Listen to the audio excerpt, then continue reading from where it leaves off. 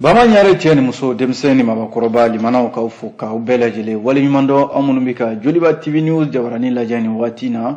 amunubika radio Joliba fana lameni watina limana ka jira ka fomi ka kuna fundi sebemu ulu lakali wati de selefreni lela dala jemu anfe ya dongo do ka tandene foka se jumado ma do kun tle duru limana anya kanu kanyeni wati konna la wala sa kuna fundi sebemu numbe sebem ambalma kuna fundi lawfe nanzarakana wala sa ka se ka gafe nu bama yelema anga to dugana no e bamana kan sabu ma chamambi o de famia wala sa jamana de umbe se ka kuna foni chogomina o kuma ni asigile kene ka bien dene jouer kalo tle nani samba flani mugan ani fla ami be fo ka be wali mando do kun damne fanado o kuma mi dugo ke do kun herena karama ala kandi ambele jelema limana gafe bi anno amina laje ka ndado minuna sisan nouvelle horizon amba damne ni aleye ale ko aka bakurumba wala ko kalo woro nyani kalo woro geleya limana kalo woro limana tanika sigi ko tige malideuna aywa ko CEDEAO flene ka ka nyangu wuli ka bo malika kokura nyangi minumbe no lukumbe soro ni nafuluko aywa ni tanika sigi jawo ko nasira nuna ka ulubali aywa ko CEDEAO ka nyoyi minkera ni kunya ta ko bioro ni kelena ye kunungo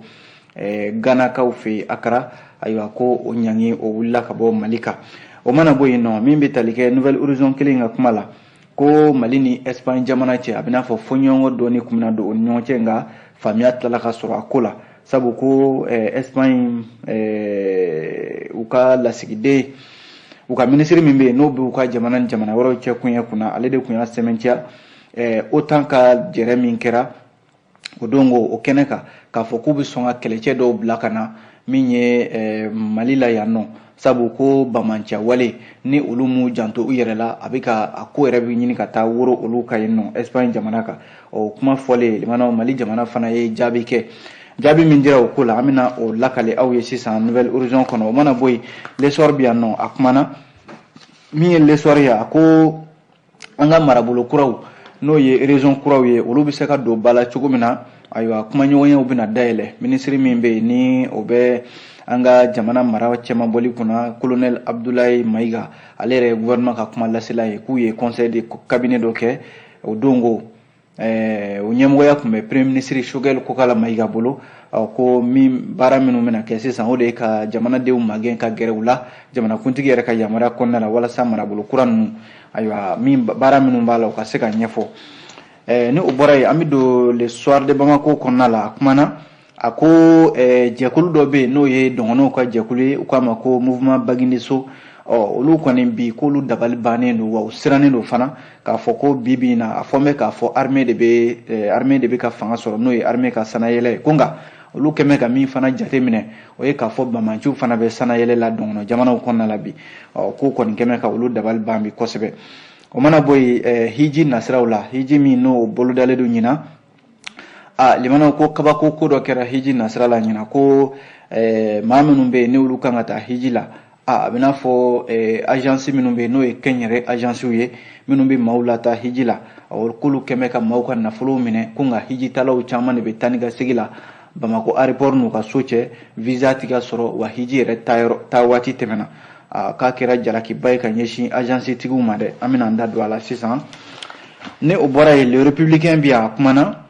républicain ko barabuluda mbe sena wala saka jamana shara sumba kura sebe politiki tombe nuka mako senas faso here ale ajira ka fo ale be mi fo jamana nyemago ye ku tila jona ni projet de nouvelle constitution mi fle boloni ku ka bla jona ka bu bolo sabu ukana mali bla sira wore ka sira mi na anta labando senas faso here yo bataki ke amina ulakale awye umana boy le challenger bi anno afana kumana de mana o challenger ya ajira ka fo ko mindi talike benga sebe minu kama accord pour la paix et la réconciliation limana ko ni asangolon fly benga sebe tatika bo shishitika mene o sangele lama mi yere dirala yoro juin kalot le mo temene o kunye sangolon fly kunga mi domne ko bi aya benga sebe mi bolo no blala malini bamanji je kulu nyoche ko benga sebe tanya foite akola bi centre Carter mo oluye jatemne kala bayi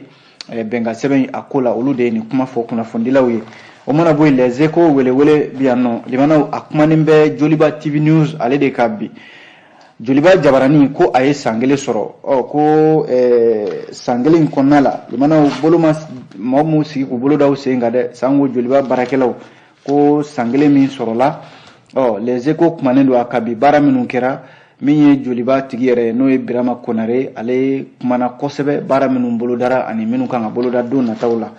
ko y'o fɔ an bɛna o lakale aw ye o mana bɔ yen l'indépendant fana bɛ yan ibana an b'a kuncɛ ni ale kabako kumaw bɛ l'indépendant kɔnɔna la bi a jiralen bɛ k'a fɔ ko syndicat min bɛ yen n'olu bɛ péage tɔgɔ la baarakɛla minnu bɛ yen n'u bɛ péage la ni ye péage jateminɛ libana fo ni maa min tɛ taama n'o tɛ i bɛ tɛmɛ péage maaw olu la kuma bɛɛ minnu bɛ tigɛni minɛ maaw la ka wari minɛ kɛmɛ kɛmɛ ninnu n'a wari bɛ taa jamana ka wagande kɔnɔ o baarakɛlaw ka syndicat section syndicale des péagistes olu de y'a jira k'a fɔ tiɲɛ na ayiwa n'olu ma wuli k'u jɔ banmanjew bɛ ɲini ka na olu ban fa la sabu ko kalo damadɔ kɔnɔna la maa 8 ɲɔgɔnna olu de fara péagiw cɛ la an bɛna an da don o la ko polisikɛ dɔ fana y'a yɛrɛ fa Sikasokaw fɛ yen kun jumɛn na l'indépendant de y'o fana kuma fɔ dɛ an bɛn'o lakale aw ye sisan nka yan'an ka se nin bɛɛ ma limanaw an bɛ fasiri daminɛ ni nouvelle horizon ye k'a jira k'a fɔ tare mun na min bɛ tali kɛ Mali jamanadenw tun bɛ ɲani kɔnɔna la limanaw taa ni ka segin kun jɔra sɔrɔ ani jagokow la Mali ni CEDEAO cɛ jamana minnu bɛ yen na ayiwa bɔda bɛ an n'olu cɛ limanaw a jala k'a fɔ CEDEAO kun ye ɲangi bin Mali kan kabi janvier kalo tile 9 san 2022 kunungo juillet kalo tile 3 san 2022 limanaw CEDEAO ka jɛrɛ 61 de senfɛ k'u ka sɔrɔ ka ɲangi wuli ka bɔ Mali kan ko min kɛra a la limanaw a bɛ se kalo 6 de ma kalo 6 in kɔnɔ ɲani ani Mali ka hakɛw minɛni a la Mali tɛ taa ni ka segin foyi kɛ k'a fɔ de ko foyi tɛ ko jamana ɲɛmɔgɔ minnu bɛ yen sisan ni olu bɛ an ka faranjɛla fanga kunna ko min laɲinina olu fɛ u ma sɔn ka baara kɛ o tuma u ni ɲangi min ka kan k'o ɲangi da u kan o ɲangi min dara an kan limanaw kabi janvier kalo tile 9 fo ka n'a bila kunungo kari la juillet kalo tile 3 limanaw ɲani tɛ ɲani ye jamanadenw ye kini kɛ ka wasili kɛ ka deli fasugu bɛɛ lajɛlen kɛ CEDEAO jamana ɲɛmɔgɔw fɛ ɲangi u ma sɔn ka wuli a jala k'a fɔ u kun ye lani minnu kɛ o de ye Mali jamana ɲɛmɔgɔw u ka ayiwa fɛn f'u ɲɛna u bɛ se ka fɛn min faamu u ka baaraw boloda baara minnu bɛ yen n'u bɛ se ka o fana faamu o tɛ dɔwɛrɛ ye ko ka kalata baaraw labɛn ka se ka faranjɛla fanga yɛrɛ bɛ ban waati minnu na ka se ka o waatiw fɔ ko waati laban in na min ye jamana ɲɛmɔgɔw ye olu kɔni ye baara caman kɛ o ko la ɲɔgɔn ye min kɛra CEDEAO fɛ kunungo Ghana u ka faaba la Accra ni CEDEAO jamana ɲɛmɔgɔw bɛɛ lajɛlen tun bɛ a ko kɛnɛ ka yen nɔ yɔrɔ ɲɔgɔn ye u kɛlen ko ka tile bɛɛ lajɛlen k'a la u yɛrɛ dama ni ɲɔgɔn cɛ ɲɔgɔn ye ninnu bannen wulada fɛ u ka sɔrɔ ka bataki kɛ k'a fɔ ko ayiwa ɲangi minnu bɛ yen n'o bɛ Mali kan n'o de ye sɔrɔko nasiraw ani jago taa ni ka segin ko ka u bɛɛ lajɛlen wuli ka bɔ yen nka ɲangi ninnu a bɛɛ ma wuli dɛ sabu CEDEAO tun ye ɲangi wɛrɛw ta min ye minnu taara jamana ɲɛmɔgɔw yɛrɛ kama k'a f'u ɲɛna u yɛrɛ bolo nafolo minnu bɛ yen n'o u tɛ se ka maga u la ani n'i ye jateminɛ kɛ fana Mali ɲɛmɔgɔw u tɛ se ka ye CEDEAO ka jɛrɛ foyi la ko o fana o ɲangi o ma wuli dɛ nka taa ni ka segin kɔni ani ayiwa nafoloko nasiraw la olu kɔni bɛɛ lajɛlen wulila ka bɔ yen n'i ye jateminɛ kɛ ɲangi ninnu tun bɛ min kan o de ye Mali n'a dancɛ jamanaw o bɛɛ tun datugulen don CEDEAO ni Mali cɛ ani min bɛ tali kɛ dɛmɛ minnu bɛ yen n'o bɛ bɔ banki baw la ka na Mali kɔnɔna la i n'a fɔ BIDC BOAD a n'a ɲɔgɔnna caman nafoloko nasira ninnu na o bɛɛ lajɛlen kun jɔra hali dɛmɛ minnu bɛ yen n'olu tun bɛ na i n'a fɔ fura minnu bɛ yen n'olu tun bɛ na coronavirus bana kɛlɛli la olu bɛɛ lajɛlen fana kun jɔra minɛn minnu fana bɛ yen i n'a fɔ kuranminɛnw ani minɛn wɛrɛw minnu bɛ yen n'olu bɛ tali kɛ nafolokow la o n'a ɲɔgɔnna caman limanaw nin bɛɛ de kun jɔra a kɛra sababu ye ko siman yɛrɛ sɔngɔ yɛlɛla Mali kɔnɔna la yan fo k'a fɔ a to ten min bɛ tali kɛ CEDEAO ka ɲɛmɔgɔ min bɛ yen n'o ye Jean-Claude Kassiburu ale yɛrɛ ye kuma ta conférence de presse min n'o kɛra limanaw ko in laban na a y'a jira k'a fɔ u ka jɛrɛ min kɛra juin kalo tile 4 tɛmɛnen san 2022 ni Goodluck Jonathan ale kun cira ka na k'a fɔ ko a kana Mali jamana ɲɛmɔgɔ ye baara minnu kɛ a k'o kɛ sɛbɛn ye n'o ye rapport ye o kɔni de taara da CEDEAO mɔgɔw ɲɛkɔrɔ u ka sɔrɔ k'o kɔnɔkuma lajɛ ka sɛgɛsɛgɛli boli o kan ko o de kɛra sababu ye bi min ye CEDEAO jamana ɲɛmɔgɔw Goodluck Jonathan ka ci laban in kɔfɛ u ka sɔrɔ k'a ye tiɲɛ yɛrɛ la ayiwa Goodluck Jonathan ale yɛrɛ y'i kanto k'a fɔ Mali jamana ɲɛmɔgɔw u ye min kɛ kalo laban in kɔnɔna la a bɛ fo kun bɔ wa baara do baara min ni maa bɛ se k'i jigi d'a kan fɔlɔ ye mun ye o ye k'a fɔ furanjɛla fanga kalo 24 o dira a ma a bɛ ban o la filanan ye o ye k'a fɔ min bɛ tali kɛ sariya sunba kura maa damadɔw sugandira jamanakuntigi yɛrɛ fɛ ko ka o sɛbɛn kura ye ani min ye kalata sɛbɛn sariya kura ye n'o ye loi électorale ye o fana bilala sen kan ani ye jateminɛ kɛ jamana kɔnɔna la limanaw a jarala k'a fɔ min ye baaraw ye i n'a fɔ yɛlɛmaniw furanjɛla fanga yɛrɛ bɛ se ka ayiwa ani politikimaw bɛ se ka ɲɔgɔn ye baaraw fana o bolodara nin n'a ɲɔgɔnna caman min ye Jean-Claude Kasiburu ko olu kun mago bɛ nin de la ko jamana ɲɛmɔgɔw ye nin baaraw kɛ ko ɲangi minnu bɛ yen n'o bɛ tali kɛ sɔrɔkow ni taa ni ka seginw kan k'u bɛ o bɛɛ lajɛlen wuli nka min ye jamana ɲɛmɔgɔw ye u yɛrɛ u kun ye sanction minnu ta n'u kama sanction individuelle u y'u kelen-kelenna jamana ɲɛmɔgɔ ninnu kelen-kelenna fɛn fɛn bɛ yen ɲangi minnu taara olu kan olu kɔni ma wuli wa ko Mali tɛ se ka ye CEDEAO ka jɛrɛw kɔni kɛnɛ kan o b'a jira k'a fɔ u bɛ kalo damadɔ lajɛ u ye ɲangi minnu wuli sisan n'a sɔrɔla baaraw bɛ taa ɲɛ o kɔfɛ u na sɔrɔ ka o ɲangi tɔw fana wuli kunnafoni filɛ limanaw Nouvelle Horizon de ye nin fɔ yan'an ka bɔ Nouvelle Horizon kɔnɔ limanaw a jarala k'a fɔ jamana minnu bɛ yen ni olu de bɛ kɔgɔji da la n'o ye OTAN ye ayiwa a jarala k'a fɔ Espagne jamana bi o la n'i ye jateminɛ kɛ limanaw ko Espagne jamana de kun y'i kanto k'a fɔ ko OTAN kɛlɛcɛw k'olu bɛ sɔn ka na limanaw Mali la yan nɔ n'a ma ɲɛ ko bamancia wale o ɲɔ bɛ ka ɲɛ Mali la yan o kɔlɔlɔ kana taa bin olu kan ayiwa ko OTAN bɛ sɔn ka ka kɛlɛcɛw wuli ka na Mali la yan nɔ o kuma min fɔra k'a fɔ ko Espagne u ka minisiri min bɛ yen n'o b'u ka jamana ni jamana wɛrɛw cɛ kuɲɛ kunna José Manuel Alvarez ale de y'o kuma fɔ limanaw a kuma in fɔra tiɲɛ don wa tiɲɛ tɛ wa nka an ka minisiri min bɛ yen n'o bɛ an ka jamana ni jamana wɛrɛw cɛ kuɲɛ kunna tile 2 kɔfɛ ale ka sɔrɔ ka wuli k'i jɔ ka minisiri in k'a jaabi n'o ye Abdoulaye Diop ye Abdoulaye Diop y'i kanto k'a fɔ Mali tɛ jɛ ni nin kuma in ye wa Mali ye jamana min n'a ta y'a yɛrɛ ye n'a ka yɛlɛma hɔrɔnya b'a bolo jamana wɛrɛ tɛ se ka wuli k'a fɔ k'i b'i ka kɛlɛcɛw bila ka na o jamana kɔnɔ k'a kɛ i n'a fɔ tigi t'o jamana la limana o kuma min fɔra a kɛra jaabiw ye u ni ɲɔgɔn cɛ nka kuma in a bɛ n'a fɔ a fɔra nka kɔfɛ min ye Espagne kwa minisiri min filɛ nin n'o ye José Manuel Alvarez ye a tilala ka segin kɔ de sabu n'o tɛ kuma in kun fɔra OTAN a ka jɛrɛ min kɛra o dongo ayiwa OTAN jamana yɛrɛ damaw ni ɲɔgɔn cɛ nka min bɛ tali kɛ kuma in a fɔra dɔwɛrɛ tɛ waati min na Espagne jamana yɛrɛ yɔrɔ olu ni Libi cɛ kɔgɔji de b'u ni ɲɔgɔn cɛ kuma in fɔra ka da min kan o de ye k'a fɔ ko tunganataala minnu bɛ yen n'u bɛ bɔ Libi jamana walima Maroko jamana fɛ ka don Espagne ko ka sira da olu ɲɛ o kuma min fɔra dɛ limanaw ko nka n'a ma ɲɛ ko tunganata a bɛ ka taa nin sira ka tan min ye José Alvarez a ko fo ka dansigi kɛ a ko la ko wa k'u na wuli yɛrɛ n'a ma ɲɛ ko ka ayiwa wulikajɔ kɛ ka na Mali yɛrɛ la bamancia wale min bɛ sen na sabu ko de bɛ ka olu yɛrɛ jɔrɔ kosɛbɛ limanaw kabi kuma in fɔra min ye Abdoulaye Diop ye u ye jaabi kɛ ka ɲɛsin a ma fo kun ye Espagne ambassadeur min bɛ Mali la yɛrɛ ka u wele ka a ɲininka nka a na kɛ kɔfɛ min bɛ tali kɛ Abdoulaye Diop ani ambassadeur min bɛ Mali la yan u ye kumaɲɔgɔnyaw kɛ nɛgɛjuru siraw fɛ limanaw k'u ye ɲɔgɔn faamuya nka Espagne ambassadeur y'a jira k'a fɔ ko Mali ni Espagne limanaw jamana fila don minnu ka teriya ayiwa a bɛ ɲɔgɔn bolo u tɛ se ka ɲɔgɔn janfa wa baara ɲɔgɔnyaw bɛ kɛ teriya sira kan kuma min fɔli filɛ nin ye kuma in olu ma fɔ ka taa nin sira kan o y'a fɔ de tunganataala minnu bɛ yen n'olu bɛ tɛmɛ Libi fɛ ka taa u ka jamana fa k'a sɔrɔ a ma diya u ye k'u bɛ fɛ k'o de kɛlɛ n'o tɛ n'i ye jateminɛ kɛ Abdoulaye Diop ko min bɛ sen na n'i y'a ye bamancia wale yɛrɛ bɛ sen na Mali la a ko o OTAN kelen min filɛ nin dɛ n'o ye jamana minnu bɛ yen n'u kama ko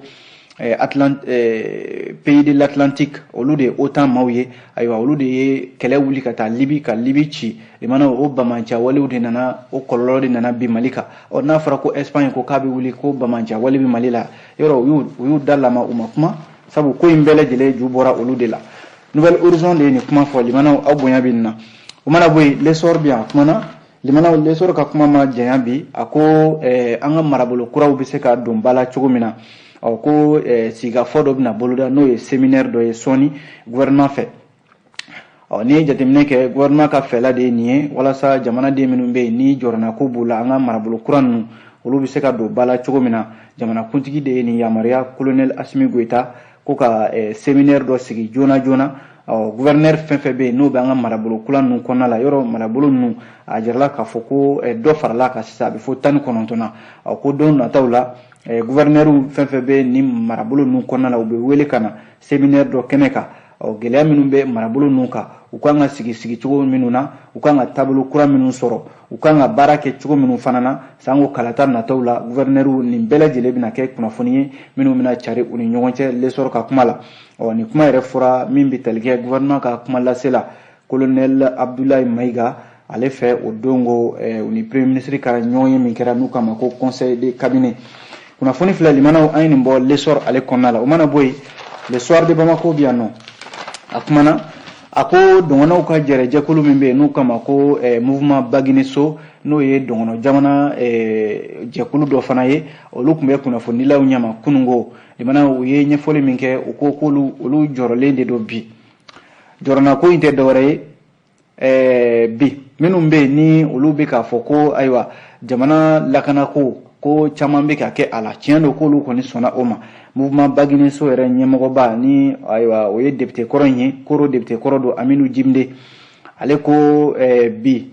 ayiwa armée ka sanayɛlɛ de bɛ ka fɔ Mali fantan naani bɛɛ lajɛlen fɛ n'o ye montée en puissance de l'armée nationale o ye tiɲɛ ye ko nka olu fana bɛ ka min jateminɛ min kɛmɛ k'u dabali ban o de ye k'a fɔ bamanciw fana de bɛ ka sanayɛlɛ sɔrɔ dɔngɔnɔ jamanaw kɔnɔna la a ko n'i ye siraba min n'u kama ko RN15 limanaw ni maa ma wuli ka bɔ i sigiyɔrɔ la i b'a sɔrɔ bamanciw taara bɛn i kan i ka so walima ayiwa bamanciw ye ayiwa binkani wale walima ka maaw bɔnɛ u ni na minnu bɛ yen n'u m'a min u m'a bɔn min ye mouvement Bagineso ɲɛmaa ye Aminu Jimde a ko nin de ye jateminɛ ye olu kɛmɛ ka min kɛ bi a bɛ olu kɔni dabali ban kɔsa in na min yɛrɛ kɛra Jalasagu ka maaw bɔnɛ u ni na k'u ni kɛnɛ karaba ayiwa n'a bɛɛ lajɛlen bamanciw ka wale ye ayiwa mouvement Bagineso ko tiɲɛ yɛrɛ la n'a sɔrɔla bi Mali armée ayiwa a ka sanayɛlɛ bɛ ka fɔ olu ka yɔrɔ la olu tɛ ka o nɔ ye ko maa caman kɔni b'a dɔn olu ka dɛmɛ ka ɲɛsin furanjɛla fanga ma kabi ko in daminɛ fo kana se bi la olu bɛ ka furanjɛla fanga in dɛmɛ wa hali sini u bɛ furanjɛla fanga in dɛmɛ baara la ko nka lakana fana limanaw tiɲɛ yɛrɛ la maa tɛ se ka i sigi ka i bolo da i sen kan k'a fɔ ayiwa ko armée bɛ ka sanayɛlɛ kɛ k'a sɔrɔ don bamanciw bɛ ka taa bi olu ka sanga ni waati bɛɛ lajɛlen ko k'u bɛ min ɲini hali fulaw ka jɛkulu minnu bɛ yan n'o ye Tabital Pulaku ye u ka wuli k'u jɔ u k'u sen don nin ko in na sabu ko maa minnu bɛ yen n'u bɛ ka taa nin walejugu ninnu kɛ k'u y'a jateminɛ k'a fɔ k'u u bɛ filakan de fɔ k'u caman bɛ yen u bɛ taa bin maaw ka filakan de b'u da fulaw don wa fulaw tɛ wa olu kɔni t'o dɔn nka u bɛ min ɲini ayiwa Tabital Pulaku fɛ ale ka wuli k'i jɔ a ka kuma ko in na sabu nɛgɛ tigɛyɔrɔ ye fanda ye u fanga faralen ɲɔgɔn kan o de bɛ se ka ko in a bali min ye Adama Jɔngo ye ale min ye jateminɛlikɛla ye min bɛ tali kɛ gɛlɛya minnu bɛ camancɛ bolo in kan ye ko ale bɛ min ɲini maa 100 ni maa 20 ni min fara Jalasagu kɔsa in na ko ka o maaw ɲini tɛgɛ ka kɛ olu la joona o de ye olu yɛrɛ ka jɔrɔna ko yɛrɛ ye le soir de Bamako limana o mana bɔ yen soir de Bamako ka kunnafoni filanan na a ko hiji min n'o bolodalen don ɲina san 2022 ko dɔw ta kɛra la jigilatigɛba de ye dɛ limanaw sabu ko ni ye jateminɛ kɛ Mali la a kun fɔra k'a fɔ ɲina hiji maa hakɛ min dira Mali ma o de ye maa 600 ani maa 32 ye ko nka a nana ye k'a fɔ agence privée minnu bɛ yan n'o ye kɛnyɛrɛ agence minnu bɛ maaw ta ka taa n'u ye hijiw la ko olu de filɛ nin ka maa 37 limanaw olu ka wariw minɛ k'a f'u ɲɛna k'u bɛna u bila ka taa hiji k'a sɔrɔ don min fɔra jamana ɲɛmɔgɔw ye o ye maa 600 ni maa 32 ye maa 600 ni maa 32 fɔra yɔrɔ min na aw bɛ taa maa 37 olu ka wari minɛ k'a f'u ɲɛna k'aw bɛna olu bila ka taa hiji k'a sɔrɔ don aw b'a dɔn k'a fɔ maa hakɛ min dira aw ma o tɛ nin hakɛ bɔ limanaw o de la directeur général min filɛ maison di haji la a ko ale ye jateminɛ min kɛ ko a ma nisɔndiya fiyewu k'a ye k'a fɔ waleya dɔ kɛra agence privée minnu bɛ yen n'u bɛ maaw ta ka taa hiji la u kɛmɛ ka waleya min ta ɲina hiji ko taabolo la tiɲɛna k'a ma diya u ye wa a kɛmɛ ka mali yɛrɛ tɔgɔ tiɲɛ arabi saoudite jamana kan n'i ye jateminɛ kɛ u kɛmɛ ka hiji tala minnu ka wari minɛ olu kɔni ta kɛmɛ taa ni ka segin de ye visa nɔfɛ u tɛ ka taa hiji la u bɛ taa turu cɛ aéroport la ka segin ka taa so u hakili la k'u bɛna taa hiji la ja nafolo minɛnen don nka ja sira yɛrɛ tɛ yen olu ma hakɛ min fɔ bɛ k'a fɔ u bɛ taa hiji la olu tɛna se ka u yɛrɛ o kɔnɔna la maison di haji ɲɛmaa a directeur général y'a jira k'a fɔ tiɲɛna nin kɛra dabaliban ye olu bolo k'a sɔrɔ u bɛ kunnafoni kalama k'a fɔ maa hakɛ min bɛna taa u fɔra bɛɛ lajɛlen kun jumɛn na aw bɛ taa maaw ka wariw minɛ k'a f'u ɲɛna aw bɛ n'u bila ka taa hiji k'a sɔrɔ dun a tɛ se k'a baara kɛ tiɲɛna ko baara in a ma diya u ye bi a ma diya u ye sini maison di haji ko ale bɛna fɛɛrɛ dɔw tigɛ hiji ko yɛrɛ baara sanko a bɛɛ lajɛlen dira maison di haji de ma nin waati in na ka se k'a ko saniya walasa baara in a bɛ se ka bɛɛ bɛ se k'i yɛrɛ ye a kɔnɔna la bɛɛ ka hakɛ bɛ se ka lafasa cogo min na limana kunnafoni filɛ nin an ye nin bɔ soir de Bamako kɔnɔna la o mana bɔ yen le républicain bi yan limana o républicain y'a jira k'a fɔ ko politique tɔn min bɛ yen n'u k'a ma ko Sénas faso hɛrɛ ale ko an ka sariya sunba yɔrɔ jamana ɲɛmɔgɔw ye yamaruya di kɛrɛnkɛrɛnnenya la jamanakuntigi yɛrɛ Asimi Goita ko ka maaw sugandi maa minnu bɛ yen n'o ye commission dɔ ye min kan ka an ka sariya sunba a sɛbɛn kura ye ayiwa yamaruya dir'u ma kabi juin kalo tile 10 tɛmɛnen na kaba kunnafoni bɔra ka bin jamana politiki tɔn dɔw bɛ olu tɛ ka jɛn ni ko in ye o dɔ ye Sénas faso hɛrɛ ye Sénas faso hɛrɛ a ɲɛmɔgɔba n'o ye premier ministre kɔrɔ ye Zumana Sako ale ye bataki kɛ a ka politiki tɔn tɔgɔ la ka jamana ɲɛmɔgɔw ladɔnniya k'a f'u ɲɛna k'u filɛ nin ka baara kura min daminɛ nin ye n'o de ye Mali sariya sunba constitution démocratique 12 janvier 1992 k'u bɛ fɛ ka yɛlɛmani min don a la limanaw k'u k'a jɔ joona joona kabi an b'an kuma na n'o tɛ k'u filɛ nin ka sira dɔ de ta nin sira min bɛ yen ni an t'a dɔn jamanadenw ni jamana bɛna taa u yɛrɛ sɔrɔ yɔrɔ min na Mali dun bilama gɛlɛya ka ca tani ka segiw ka ca an kana taa bila tani ka segiw ani gɛlɛya wɛrɛ kɔnɔna la Sénas faso hɛrɛ ko o de ye olu fɛla ye n'o tɛ k'a fɔ furanjɛla fanga tiɲɛ don u bɛ baara la ko nka fanga dafiri min kɛra utukalo tile 18 ani min bɛ tali kɛ mɛkalo tile 25 fo ka n'a bila bi la ayiwa ko furanjɛla fanga ye u ye coup d'état minnu kɛ ma fɛn fɔ o la ko nka sariya sunba min n'u bɛna o yɛlɛma nin ye Sénas faso hɛrɛ ko olu tɛna jɛn ni o ye bi olu tɛna jɛn ni o ye sini u bɛna an bila sira dɔ de kan sira min bɛ yen ni o tɛ olu fɛla ye Majasa Kaba Jakite ale de ni fasiri kɛ les républicains limana o mana bɔ yen le challenger a bɛ yan kumana limana challenger y'a jira k'a fɔ bɛnkan sɛbɛn min bɛ yen ni u kama accord pour la paix et la réconciliation bɛnkan sɛbɛn min bɛ yen n'a bolonɔ bilala limana walasa jamanadenw bɛ se ka don da kelen fɛ ka bɔ da kelen fɛ cogo min na nka ni bɛnkan sɛbɛn in ko a kɛn bɛ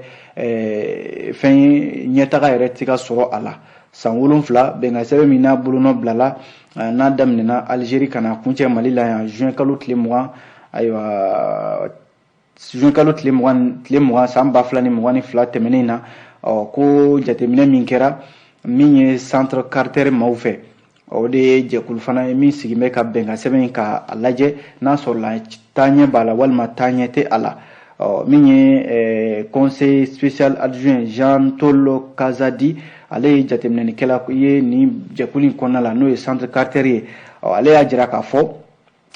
olu kɔni dabali bannen don sabu u ye rapport dɔ kɛ min ni a fɛlɛfɛlɛ bɛ taa fo 16 la u ko u ka gafe in kɔnɔna la ko bɛnkan sɛbɛn bɛɛ kɔni ko ka fo ka yɛlɛma don a la n'o ye relecture ye o yɛlɛmani min bɛ yen ni jamana ɲɛmɔgɔw y'o kuma ta ka to o yala yala fan bɛɛ lajɛlen fɛ jamanadenw y'o ta bala ka don hali jamanadenw kun na k'a fɔ ko bɛnkan sɛbɛn in ko nafa t'a la k'a sɔrɔ dun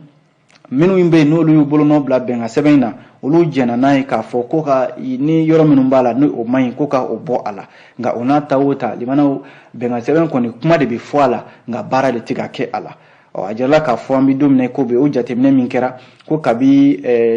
san 2019 comité de suivi de l'accord yɔrɔ ale ye jɛkulu ye min bɛ to ka sigi waati ni waati ka se ka bɛnkan sɛbɛn min b'a kɔnɔna la ka se k'a ɲɛfɔ ayiwa o CSA yɛrɛ ale ka sigili ko o danna sira la kabi min bɛ tali kɛ san 2019 fo ka na se an bɛ don min na ko bi ko b'a jira k'a fɔ hali sisan bɛnkan sɛbɛn a fɛla a n'a lawaleyali ayiwa o tɛ jamana ɲɛmɔgɔw fɛla ye hali groupes armés minnu bɛ yen n'o ye CS komi n k'a fɔ SEMA coordination des mouvements de l'Azawad olu kun y'a laɲini waati dɔ la ko ka a relecture intelligente mun kun fɔra n'o de ye ka sigi ka a ko kunna hakilimaya la minnu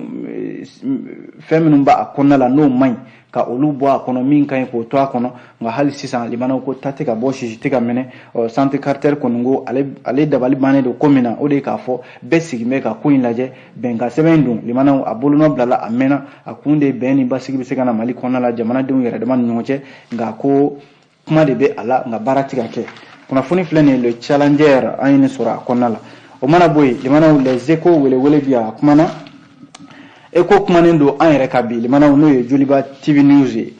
limanaw ko san kelen o sɔrɔla Joliba TV News ale sigili la kunnafoni nasira la Mali kɔnɔna la yan nɔ ko mun de kɛra limanaw san kelen kɔnɔna la a jarala k'a fɔ ma hakili tora mun na san kelen min ni o seli kɛra min bɛ tali kɛ araba tɛmɛnen juin kalo tile 29 o kɛra ayiwa Joliba Jabarani ale san kelen sɔrɔli ye a kɛra sababu ye ɲɛnajɛba o kɛra Joliba la yan nɔ limanaw an yɛrɛ kun kɛnɛ kan nka Eko ka fɔ la ko min ye kunnafonidila denmisɛnnin minnu bɛ yen n'o ye ICAO IBA o kalandenw ye olu caman kun bɛ yan nɔ ka taa se min bɛ tali kɛ kunnafonidila minnu bɛ Joliba TV News yɛrɛ la yan nɔ ani minnu bɛ yen ni olu ye Joliba kanu ayiwa kanubaw olu caman fana kun bɛ ɲɛnajɛ in kɛnɛ kan min ye kunnafonidila jolenba ye min fana ni ale welela a ko kɛnɛ kan n'o ye Jomasi Bonbote limanaw ale fana kun bɛ a ko senfɛ ayiwa dɔnniya min b'a la kunnafonidi nasira la a y'o tila ani Joliba kunnafonidilaw ni ɲɔgɔn cɛ wa min ye minnu bɛ yen n'olu fana bɛ kunnafonidi kalan na nin waati in na ICAO IBA la olu fana n'a ye ayiwa baara hakilila caman ani baro caman kɛ kunnafonidi nasiraw la min ye Joliba TV News yɛrɛ tigi ye n'o ye Birama Konare limanaw ale y'a jira k'a fɔ ko laɲini caman de bɛ Joliba fɛ bi don nataw la ko san kelen kɔni kɛra a san kelen in na limanaw a ma kɛ ka bolo dalen to sen kan dɛ wulikajɔ minnu kɛra ani baara minnu kɛra walasa jamanadenw bɛ se ka kunnafoni cogo min na sabu Joliba TV News a sigi kunba de kun y'o ye jabaranisoba in na waati limanaw kundilan min n'o dira a ma o de ye ko ka kunnafoni di waati bɛɛ lajɛlen la jamanadenw ma ko o baara limanaw wasa sɔrɔla la nka wasa halisa dɔ de bɛ ɲini ka fara a kan min ye ICAO yɛrɛ kalandenw ye i n'a fɔ Romaric Daku ale yɛrɛ sɛbɛntiya kɛ a ko ale ka telelayɛta Mali la yan limanaw k'o ye Joliba TV News sabu k'u bɛ baara min kɛ o ye kunnafoni ye olu dun bɛ min nɔfɛ jamana kɔnɔna la sango jamana bɛ lahala min na bi a ka kan jamanadenw ka kunnafoni sanga ni waati bɛɛ lajɛlen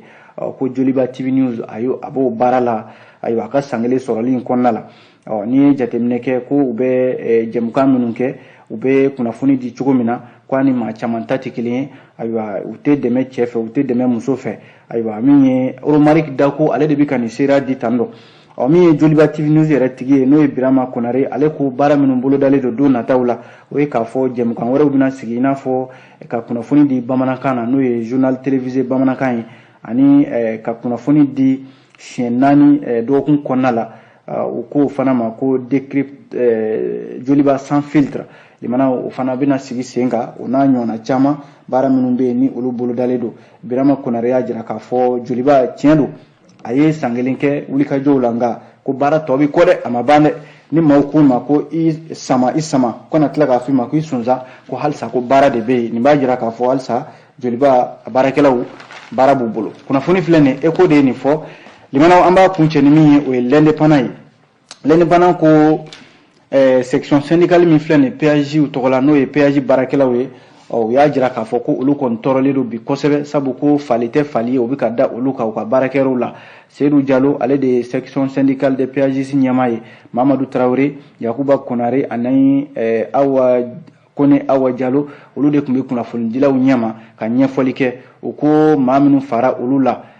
san 2017 ka n'a bila bi la a bɛ se maa 8 ɲɔgɔnna ma ka daminɛ Sanangɔrɔba PAJ la Jema fo ka taa se san ma tiɲɛna k'olu tɛ se k'u sigi k'o layɛ tiɲɛna olu bɛ ka faga bamaciw fɛ nka u b'a ɲini fana lakana de ka bila u kan ani u ka se ka bɔ ni lahala ninnu kɔnɔna la n'o ye baara cogoya yɛrɛ ye limanaw k'a kun cɛ ko Sikaso ni ye polisikɛ dɔ ye ale y'a yɛrɛ fa n'o ye polisi dɔ ye a tun bɛ groupement mobile de sécurité la Sikasokaw fɛ yen a y'a yɛrɛ fa kun min na maa ma se k'a dɔn dɛ nka a yɛrɛ ka